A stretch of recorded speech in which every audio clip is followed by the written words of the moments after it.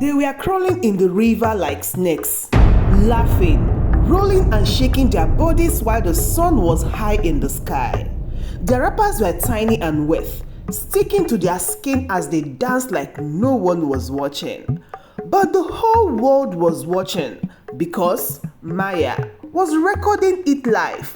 But wait, why were they dancing like that inside a river that elders warned people never to go near? And why did the water suddenly stop moving when they started shouting was, was?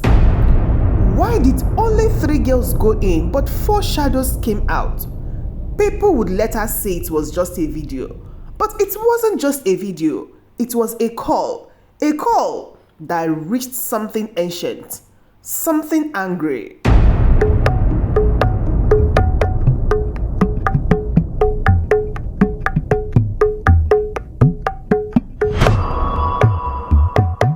Welcome to my channel. Maya was just 19 years old, but she always had her phone in her hand.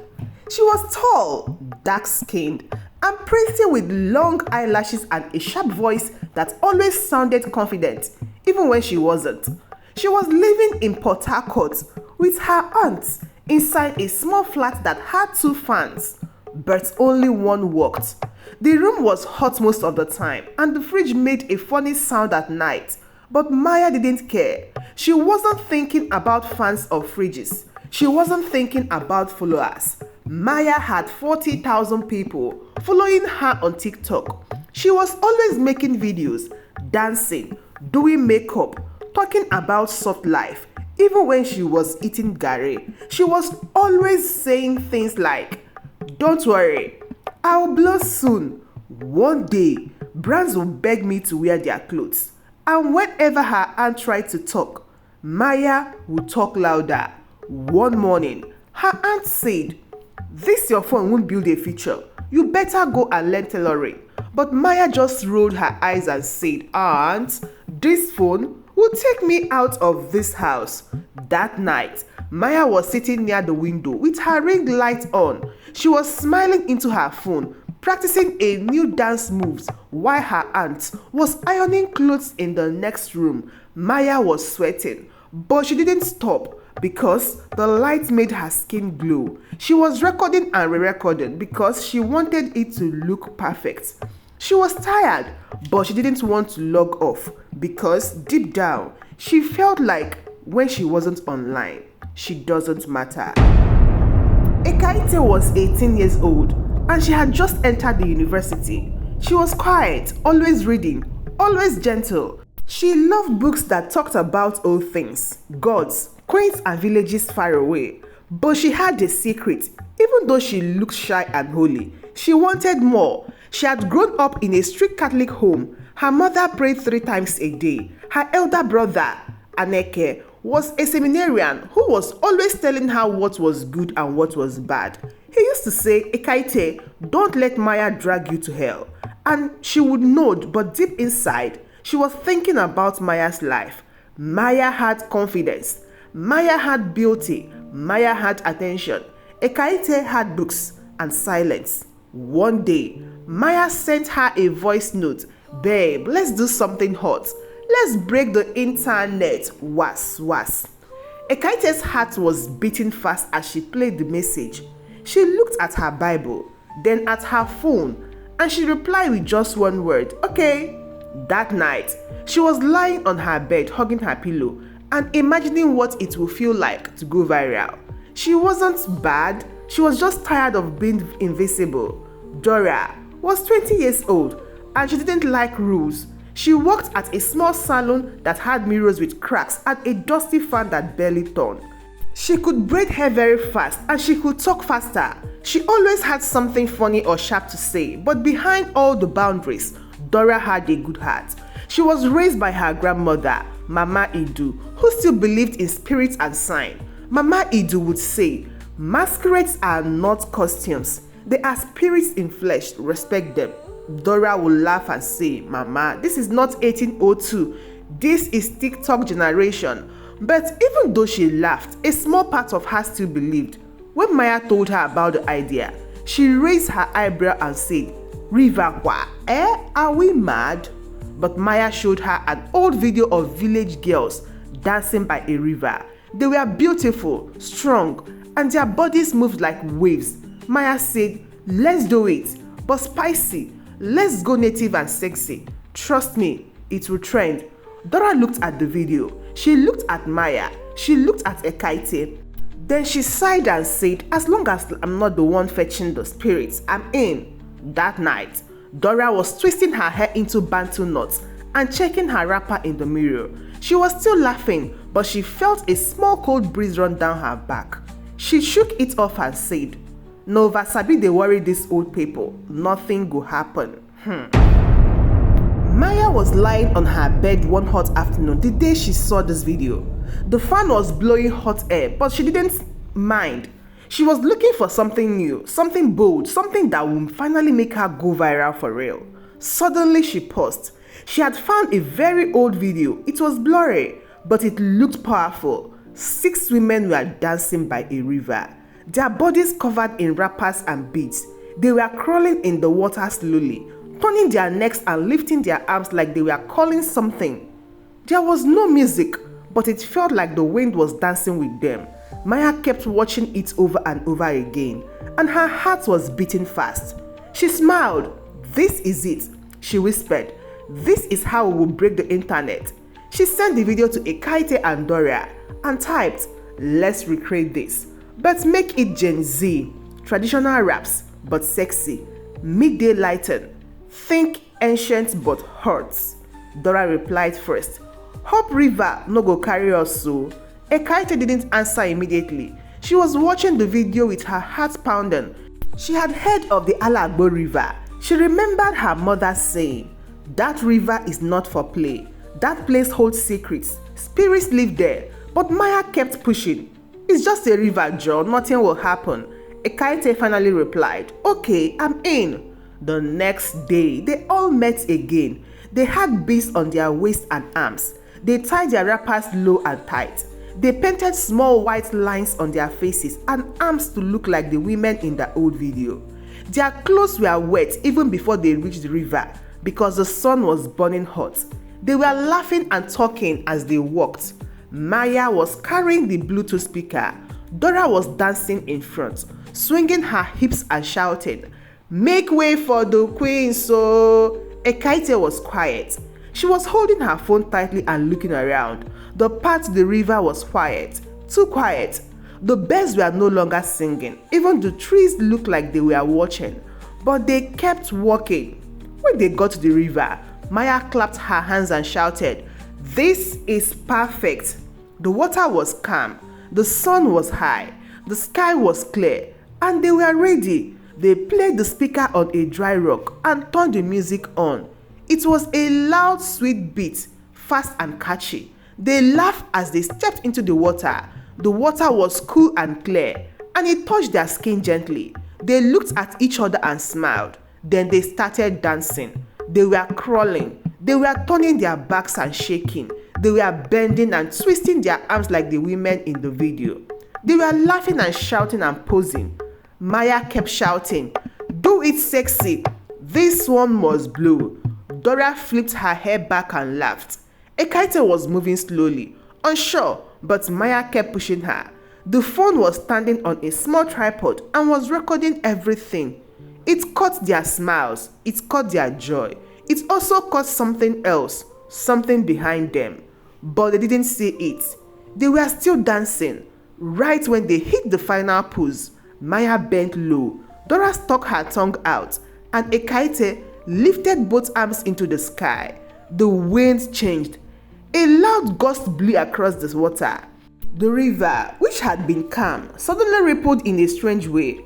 Leaves flew. The music skipped, but they thought it was just the breeze. They stood up and laughed. Dora said, "River One joined the groove." And they laughed louder. They grabbed the phone, dried their feet and walked away, still laughing, still proud. Back in town, Maya edited the clip fast. She added captions, sound effects, and her favorite filter. She posted it with the captions, "Ancient but hot, Ala-Ogba River Dance Challenge, Let's Trend." She was smiling as she posted, then she sat back and waited. 10 minutes later, her phone started shaking with notification. 200,000 views, follows, likes, comments and shares. She screamed. She called Dora. Dora screamed too. Ekaette was smiling, but she felt a strange cold breeze touch her feet. By evening, the video hit 1.2 million views. They were trending. They were on Twitter, TikTok and Instagram, even YouTube. People were reacting, recreating the dance and saying things like, "This is art, this is fire, these girls have done it." But soon, the comments started changing. Someone wrote, "There is a masked woman at 216. Who is that?" Another wrote, "I heard drums. No one was drumming. Who added that?" Another one said, "This is not entertainment.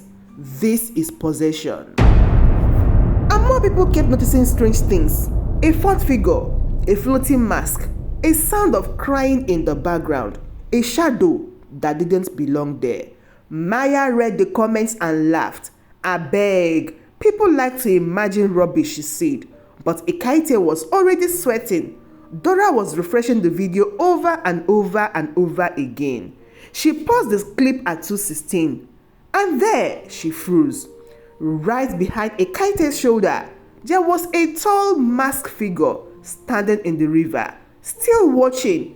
But it wasn't in the video before, or maybe it has always been there, watching and waiting. That night, Maya was lying on her bed, holding her phone and smiling. She had been refreshing the video every minute. The views were going up fast, and the comments were pouring in like rain. She was proud and she felt famous already. She played the video again and laughed. She didn't notice the Bluetooth speaker on the shelf behind her was blinking. It wasn't plugged in. No one had touched it, but it was turning on by itself. Suddenly, it made a soft click sound and music began to play. It was the same song they had danced to at the river, but something was wrong. The beat was broken. The sound was slower, like a deep voice was humming under it. It didn't sound like music anymore. It sounded like something calling. Maya sat up. She looked at the speaker. She looked at her phone. The music was not coming from her phone. It was coming straight from the speaker. She stood up slowly and turned it off. She was breathing fast, but then she heard another sound, water dripping. She ran to the sink and checked the tap. It was dry. The pipes were dry, but she could still hear water. It was dripping from the speaker. Maya stepped back. She picked up her phone and left the room, but she didn't say anything to anyone. She didn't want to look scared. Far away, Ekaette was lying on her bed, holding her Bible like a pillow. She had not smiled since the video hit 1 million views. She had seen the masked figure. She had felt the cold breeze, and she had not slept well since. She finally closed her eyes and tried to pray, but she was already falling asleep. Her heart was beating fast, and her fingers were still gripping the Bible. Suddenly, the room smelled like something was burning. She opened her eyes and looked around. Her Bible was on fire. Not a big fire, just the edges. The pages were turning black from the center, coiling like leaves, but nothing else was burning. Not the bed, not her clothes, just the Bible. She screamed and dropped it. She used her hands to slap the fire out. She was shaking. Her mother ran into the room, and then her grandmother followed her, wearing her wrapper and carrying a rosary. When the old woman saw the Bible, she fell on the knees. Her lips were shaking and her hands were trembling. She kept saying softly, "Ala-Ogba, Ala-Ogba has come for you." Then before anyone could hold her, she fainted. That same night, Dora was in her bathroom, washing her face. She had removed her makeup and tied her scarf. She was humming a song and thinking about the video. The mirror was small and had a crack in the corner, but she looked at it every night before sleeping. She raised her face to wipe it dry, and that was when she saw it. A white mask right behind her, tall, still, and watching. Her breath caught in her throat.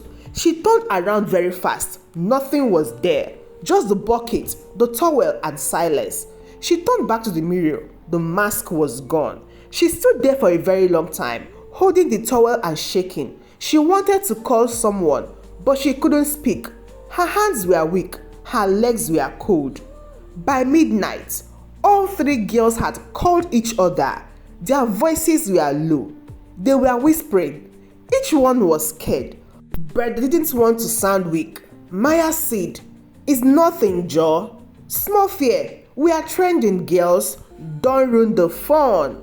Dora was quiet. Ekaette was breathing heavily. No one laughed. They didn't feel famous. They didn't feel happy. They felt watched. That same night, in Ekaette's house, her older brother Aneke was lying in the next room reading a book. Then he heard a strange sound. He sat up and listened again. It sounded like whispers, like someone was talking in a language he didn't know. He thought maybe the TV was on. He stood up and walked to Ekaette's room, but the door was open, and he saw something that made his knees buckle. Ekaette was not in her bed. She was on the wall, crawling.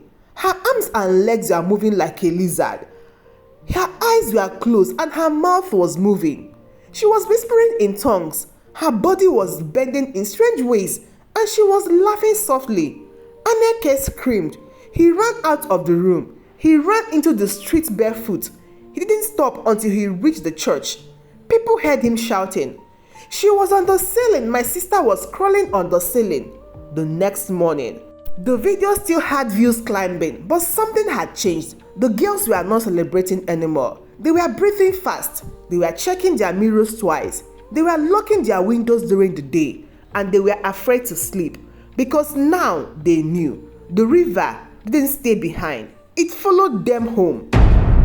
It was still very early in the morning. The sky was still grey and the air was cold. Maya, Ekaette and Dora were standing in the front of a small mud house deep in the bush. They had sought help. They had followed a narrow path through the trees where the wind was blowing softly and the birds had stopped singing. They were standing very still, looking at the house. It was quiet, too quiet. The door was closed, but the house was not empty. Ekaette knocked. No answer. Dora knocked hard and shouted, "Please, help us." Still the door did not open. But then they heard something. A voice, old, strong, shaking the air. It was coming from inside the house. The man inside had started chanting, not in English, not in any language they knew. His words were deep and slow, like drums in the ground. Then something strange happened. The sun came out from the clouds, and their shadows grew longer. The girls looked down at the ground and gasped. Their shadows were moving, but they were not moving. Their shadows were dancing slowly, in a big circle around them. They were raising their arms and turning their heads. Their legs were bending like they were copying the dance from the river. Maya screamed and stared back, but her deep shadow kept dancing. Then the door opened. An old man stepped out. He was bowed. His eyes were white. He was blind. His skin had chalk marks on it, and his hands were shaking. But his voice was strong. He said, "I am Baba Nnadozie, and you have called something older than your phones." The girls were breathing fast. Ekaette was crying. Maya was sweating. Dora was standing still. The old man pointed to the shadows. Then he said, "Akuko, Ojo, is not just a spirit, it's a memory. It's pain, it's truth. The river was his cage. Long ago, people told his stories, but over time, everyone forgot. No one sang for it. No one danced for it the right way. Until you came." The girls were silent. He continued, "You danced without knowing. You mocked the sacred. Now, the spirit has remembered itself through you. And now, you must become the story." The girls began to cry. "Please, what do we do?" Maya asked. Baba Nnadozie looked at them. Even though he could not see, he said, "To make the spirit rest, You must give it what it lost. You must give up what you love most. You must let it go or be taken. He looked at each girl. He pointed at Ekaette. You carry peace, but you use it to play. Your grandmother's necklace, give it to the river. It holds her voice, her prayers, and her warning. Ekaette removed the small necklace from her neck. She was crying, but she nodded. She kissed it and held it close. Then she put it in a small clay bowl in front of Baba Nnadozie. He turned to Dora. You hide behind jokes, but you knew better. Your grandmother told you the truth, but you laughed. Her comb, carved by her own hands, dropped it in. Dora reached into her small bag and brought out the wooden comb. It had her name carved into it. Her grandmother had given it to her before she died. Dora placed it in the bowl. Then he turned to Maya. You live on the screen. Your power is your phone, but you make the spirit a joke. You must give up your phone, your voice, your image, and your pride. Maya looked shocked. She looked at her phone. Her hands were shaking. But this is me, she whispered. Then give yourself, Baba said. She swallowed hard. Her lips were trembling, but she slowly placed the phone in the bowl. The screen cracked as it hit the bottom. Then the old man lifted the bowl. The shadow stopped dancing. The air became hot. The sky darkened a little, but the old man was not finished. Suddenly, a voice came from the side. Tari has arrived. He was the boy who had been sharing their video the most. He had added music to it. He had added jokes. He was also the one who lied on the comment, saying he was part of the crew to gain followers. He came with his own cameras. Baba Nnadozie looked at him without saying him. You are the loudest. You made the lie go far. The spirits want your tongue. You will never lie again. Tari laughed. Like, what kind of old school rubbish is this? The old man stepped forward. Give it or lose it your own way.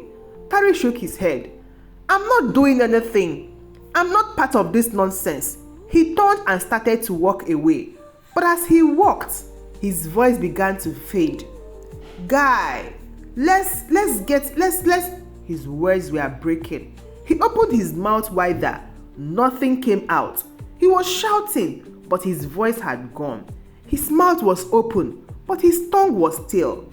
He dropped his camera and fell to his knees. Maya screamed. Dora ran to him. Ekaette was holding her chest. The old man said nothing. He just walked back into the house, and the shadows began dancing again. The girls were walking slowly through the bush again. The sun was hot and the ground was dry, but the air felt heavy, like something was waiting. Maya was holding her phone, but her hands were shaking. Ekaette was quiet. Her eyes were red from crying. Dora had tied her wrapper tightly, and she was holding a small bottle of oil from her grandmother's shrine. No one was smiling. No one was joking. They were not there to trend. They were walking towards Ala-Ogba river again. As they reached the river bank, the sun reached the center of the sky. It was exactly noon, just like before. But this time, they didn't laugh. They didn't dance. They didn't play music. They just stood there looking at the water. Suddenly, Maya's phone turned on by itself. The camera app opened. It started recording. Maya stepped back. The phone was sitting on the ground recording the river. Then they heard it. The drums, low, slow and deep, just like the ones people said were in the background of the video. But now they could all hear it. They looked at the river. A ripple moved across the surface. Something was floating. It was the mask, the same white mask that had been in Maya's house. Now it was on the river, turning slowly and facing them. Then from the bush beside them, a voice spoke. This river remembers everything. They turned. An old woman stepped out from the trees. She was short and dark, with white hair tied in a bun. She had a red wrapper around her chest and beads on her neck.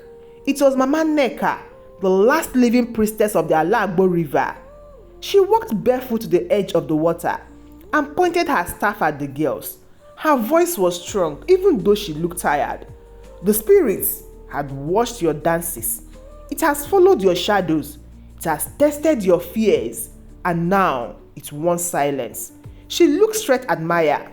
One of you must offer your fame to stop the spirit, your voice, your followers, your ego. If not, all of you will belong to Ala-Ogba forever. Maya looked around. The trees were not moving. The water was no longer calm, and her heart was beating fast. She stepped forward, but she stopped. She looked down at her phone. She looked at her reflection in the water. Suddenly, her eyes widened. She was seeing a vision. In the water, she saw herself dancing in the river. But this time, her skin was peeling. Her lips were cracked. Her eyes were empty. She was dancing forever, like a puppet with no soul.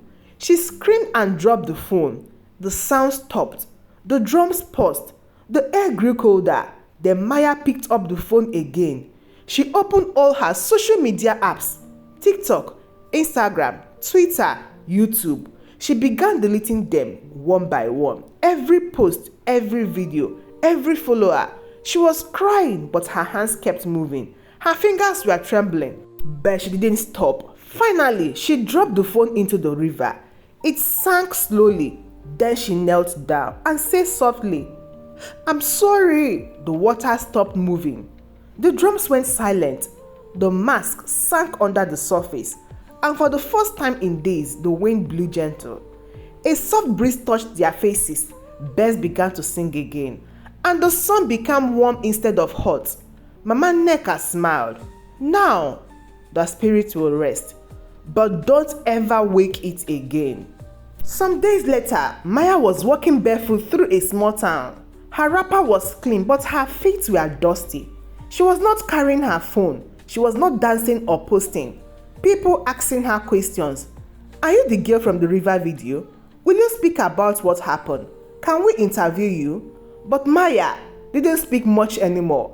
She only whispered, "Not everything should be content." She kept walking, quiet, soft, and free. Late at night in another city, someone uploaded the original video again. They thought it was funny. They wanted it to trend again. People started commenting, but then the comments changed. Wait, wasn't she alone in the river? I thought there were only two girls. Who is that crawling behind them? Her face looks like a mask. The screen flickered, and then it cut black. In a world desperate to be seen, some things are meant to stay secret. Not everything is content. Some dances, someone's spirits. Not everywhere you put your camera. Not everything you record. Maya, Ekaette and Dora learned the hard way.